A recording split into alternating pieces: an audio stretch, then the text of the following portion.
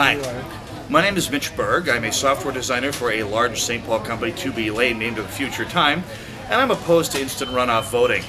I'm opposed to it for four major reasons. Number one, it's a wonk's dream. Number two, it obscures rather than clarifies our politics.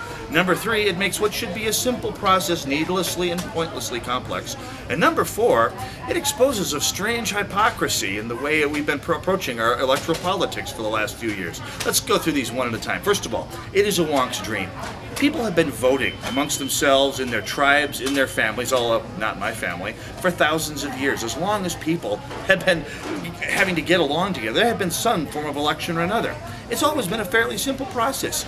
You put your pebble in the bucket, you draw your straw, you write your name, the name you want on the ballot, bing, you're done. Bone simple.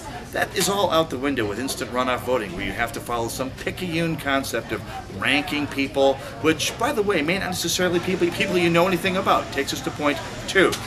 You don't have any information. The way I've seen instant runoff carried out so far, you don't get information about the candidates on the ballot. You don't know what party they represent. You don't know what points, agendas, what their values are. You know nothing about them. You have to get it right the first time with almost no information. It is, in fact, a recipe for badly informed voting.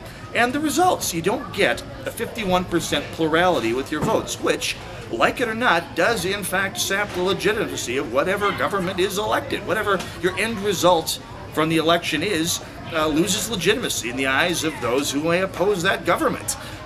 Witness the 2000 election. Whether you opposed George W. Bush or supported him, he lost some legitimacy in the face of many voters because he didn't have that 51% plurality. You're institutionalizing that lack of faith if you adopt instant runoff voting.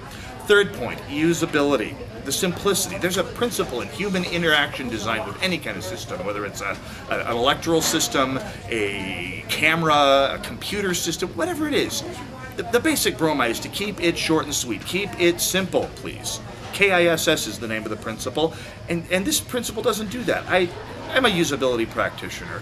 I try to make systems work better for people. Part of that job is analyzing systems, whether it's computer systems, mechanical systems, voting, ballot systems, to make sure that the average person, whoever that average person is, can quickly, productively, and effectively use that system to their best advantage. After 2000, for example, my class I taught at Metro State University analyzed the infamous butterfly ballot for its level of usability based on common industry standards. The kind of thing that you would use if you were designing an ad for Walmart, for example.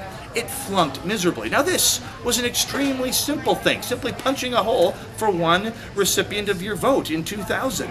An instant runoff ballot is vastly, orders of magnitude more complex than the simple old infamous butterfly ballot.